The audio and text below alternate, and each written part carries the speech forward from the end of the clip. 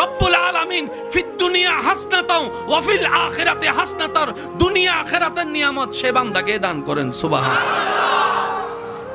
যে হা হুতাশ বেশি করে তার কাছে হারানোর সম্ভাবনা বেশি।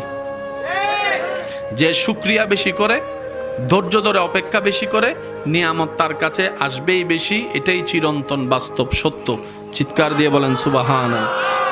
সাইকেল চালাতে গেলে পড়তেই হবে। যত পড়বেন তত কোমর আস্তে আস্তে সোজা হবে। কারণ সাইকেল, মোটরসাইকেল চালানোর মেইন শর্তের মধ্যে একটা শর্ত হচ্ছে কোমর কি রাখা, স্থির রাখা, সোজা রাখা। যারা পড়ে যায় তারা দেখবেন কোমর যদি নড়াচড়া করে ব্যালেন্স নষ্ট হয়ে যায়। যত পড়বেন ব্যথা পাবেন।